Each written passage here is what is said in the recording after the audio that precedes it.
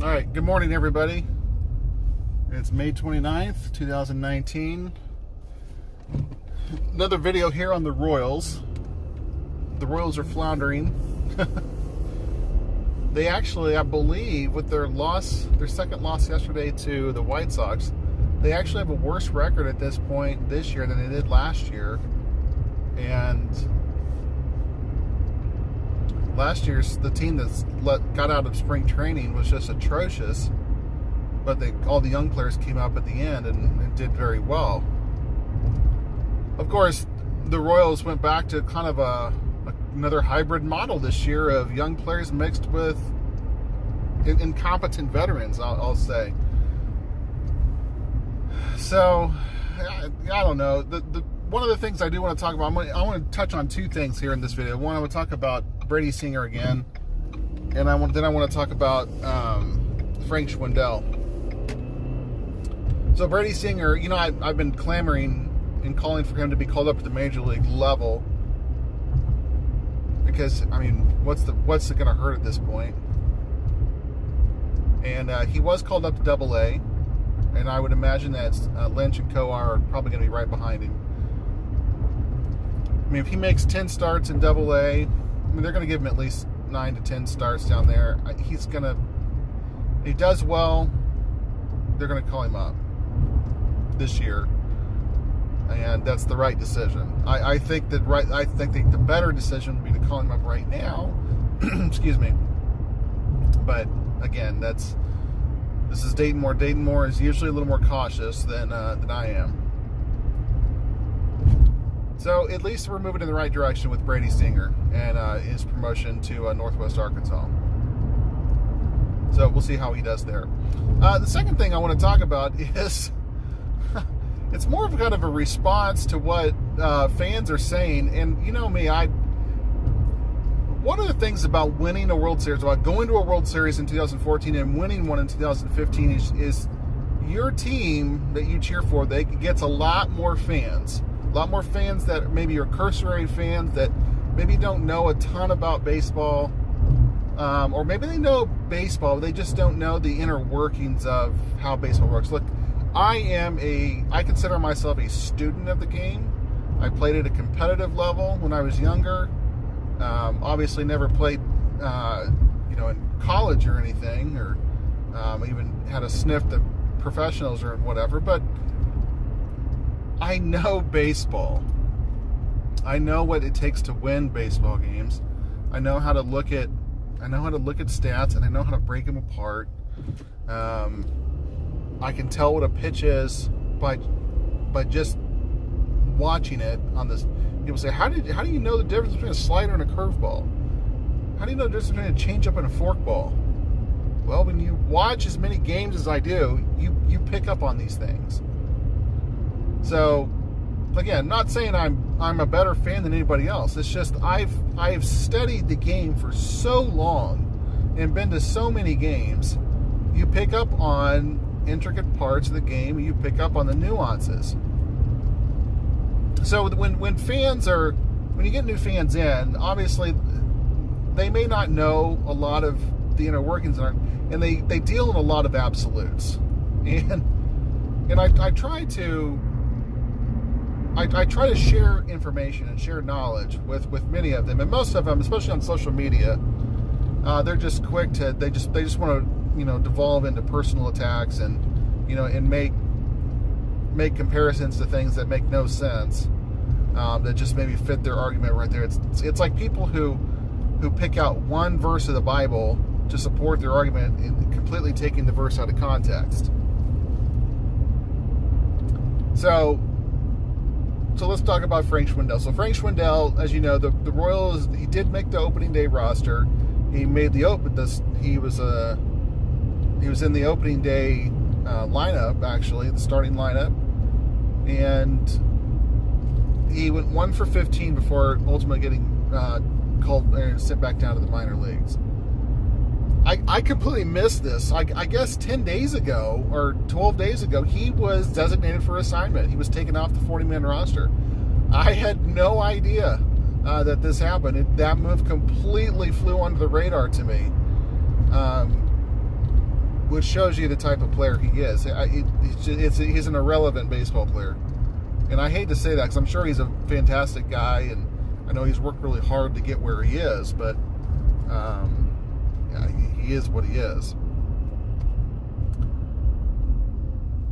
So yesterday, it was announced that the Detroit Tigers had signed Frank Schwindel to a minor league contract, and they had picked him up off the waiver wire at the Royals, since the Royals had cut him. And when you designate someone for assignment, you have to put them through. When you take them off the 40-man roster, you expose them for 10 days to the waiver wire process, which means that any team in baseball can make a claim on that player, and they can input them on their own minor league system.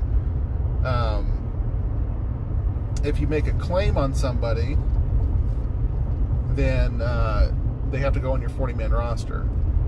I believe he passed through waivers, and I think the Tigers then I think the Royals might have just released him. So there's two things that can happen here. If you don't get claimed in that 10-day gap by another team, you can be reassigned to the minor league system of your current team, or you can be released. Some players have rights to refusal because of Major League service time. Frank Schwindel obviously doesn't have that. It is possible, though, that the Royals just released him. I'll have to go back and actually look at the transaction log and see the actual details of what happened. But anyway, it's a really dirty way of explaining how the DFA and waiver process works when you take someone off the 40-man roster. So, regardless, he was picked up by the Tigers yesterday, and it was posted on one of the Facebook pages, one of the Royals fan pages, and all the fans come out of the woodwork. Oh, the Royals, another huge loss here for the Royals. They just don't know how to treat young players, and what are they doing? This is just ridiculous. I'm no longer a fan. I can't believe they let Frank Schwindel go. And I'm like, are we talking about the same Frank Schwindel? The guy.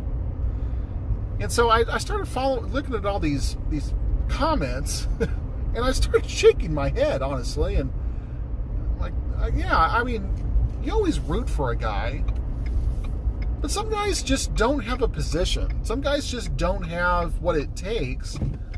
And one of the things that Frank Schwindel, when the Royals drafted him, he was a catcher.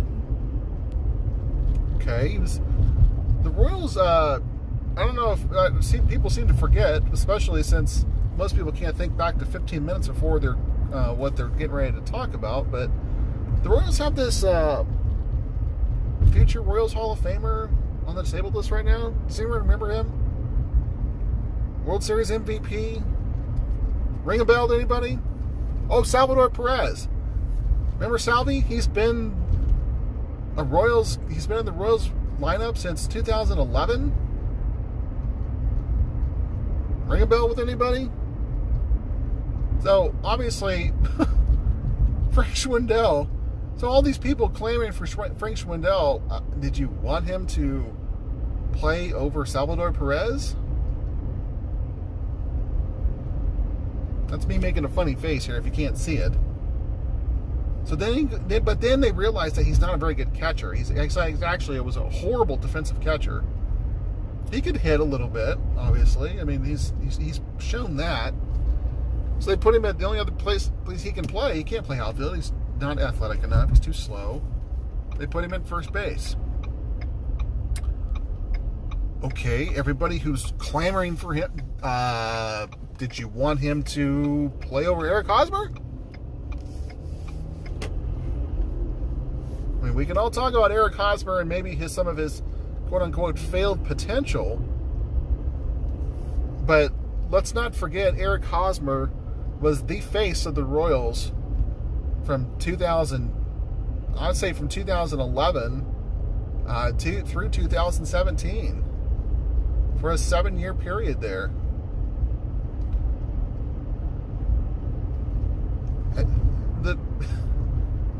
Eric Hosmer, maybe not, it would never was the 30 home run, 115 RBI guy that some people thought he would be. But man, that guy came up big in the postseasons. I mean, off the top of my head, I'm thinking of multiple things. I'm thinking of 5 things off the top of my head that I can talk about right now of what Eric Hosmer did to help the Royals win a World Series, or put them in a position the year before to win a World Series.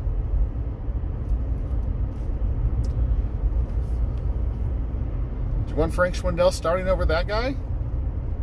Look, 2018 was the first time Schwindel would have actually had a legitimate shot of starting for the Royals. And if you guys have watched my previous videos, you know what I've said about that. Ryan O'Hearn was the better option. And even the Royals still, they didn't completely buy into that because they didn't call up O'Hearn until July. They never called up Schwindel last year at all. Look, Frank Schwindel, to me, has always looked like one of those classic, quadruple A type players. What that means is a guy that hits triple A pitching well, but who can never really hit major league pitching. I mean, he's only had 15 at-bats in the major league, so who knows if he's ever going to turn out to anything. He is 27 years old, or he's almost 27. He'll be 27 in like 2 weeks. So essentially, he's 27 years old.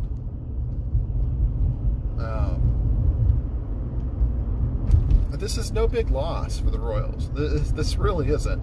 And I don't understand all the weeping and gnashing of teeth that's coming along with losing Frank Schwindel. I mean, then there's the comparisons to Whit Merrifield. People say, oh, well, he's too old. Well, so was Whit. Whit Merrifield was 27 when he came up with the Royals too. Okay. If you want to think that every player is going to be a diamond in the rough, is going to be a guy that slips through the cracks on everybody, then if that's what you want to base your baseball knowledge and acumen on, then I feel sorry for you. Whit Merrifield surprised everybody in the Royals organization. He was having a decent minor league season at the age of 26. In 2015, when the Royals had Omar Infante, who was obviously on the downward swing of his career. So the Royals had a couple options. They could have gone with Merrifield down the stretch instead of Christian Colon. I mean, did you want them to not trade for Ben Zobrist? I mean, look what Ben Zobrist did. Ben Zobrist was extremely integral in helping them win a World Series. I might entertain the notion that the Royals would be in better shape now had they gone to Whit Merrifield instead of Zobrist, because they wouldn't have traded Sean Manaea. Okay, well, again, that's hindsight being 2020, and Whit Merrifield was nowhere near at that time. Well, we didn't think he was this type of player. It wasn't until he started producing. His numbers in the minors were never that great. I mean, when he hit 19 home runs in 2017, everyone was kind of like, "What? What just happened there?" Whit has 20 home run potential in the major league level. Nobody knew that. The guy was just a late bloomer. So I know I can hear what you're saying. Well, Schwindel's just a late bloomer too. Possibly. It is possible the Royals got this wrong. But you know what? You know how many first baseman DH types exist in everyone's system? These guys are a dime a dozen. You know how many guys that can play 4 or 5 different positions in the field and steal 40 bases a year and hit over 300 with 20 home run potential? You know how many guys those exist on teams? Not many. Look, I wish Frank Schwindel all the best. This video is not meant to to degrade him or to make fun of him. But it's really to educate people in looking at, Frank Schwindel was never going to be an option for the Royals. He's not even the best option between him and O'Hearn. And O'Hearn has struggled this year really in his batting average. His on-base percentage is good. And to me, this is me just trying to educate more people that don't look at batting average. Okay? I mean, Ryan O'Hearn, his batting average, and this guy's motioning for me to go at an intersection when I was there before him. He didn't even stop, but he still stopped long enough for me to motion for me to go. Yeah, thanks, buddy. Yeah, I think I will keep the right of way. Parked here. So again, I just pulled into the parking lot, so I gotta run in here. But I encourage everybody to look beyond when you're talking about players, when you're talking about transactions. Look at the bigger picture. And I always say that, I have been very critical of the roster construction this year with the Royals. Nowhere in there have I said that Frank Schwindel should be on the roster. Matter of fact, I was critical of the fact that he was on the roster in that my famous rant video from about a month ago. Look, Frank Schwindel is a nice guy, I'm sure, and I wish him well in Detroit. I just don't think he's ever going to amount to anything, because I've seen these type of players. The Royals have had so many of these type of players that people just, we need to call up Kia Kai-Hui, we need to call up Clint Robinson, we need to call up, the Martinez guy, I don't even know his first name. Look, the Royals have had this type of hitter in Omaha for decades. It's just the names change, but the player's the same. They match AAA pitching, and they can't hit Major League pitching. It's not the Royals' fault. It's just every team has this type of guy. This is no big loss, and I encourage all fans to look at the bigger picture here and to really study the fact that, Dayton Moore, as much as I criticize him for what he's done this year and the way he's put his roster together, he does know what he's doing. He's not a stupid baseball man. I mean, he put together a World Series winner and back-to-back, American League pennant rosters. He knows what he's doing. He's a really good baseball mind. His track record lately has been suspect at best, but that doesn't include getting rid of Frank Schwindel. So, again, thanks for watching this video. If you would like to discuss it further, tell me why I'm wrong. I don't know how you would prove the point, because there's no evidence to suggest that he would be a good player. I know Frank Schwindel had some decent minor league numbers in 2018. And I think he hit well at Lexington, which is low A ball. Look, if you call up everybody who has, an 800 OPS at Lexington to the Major League roster, is that really the right thing to do? Not really, guys. Look, all the baseball people in the world have said that, Frank Schwindel is not that great of a player. Maybe he'll prove them wrong. Maybe he will. Maybe he'll prove me wrong too. I don't see it happening though. So, anyway, thanks for watching. Have a nice day.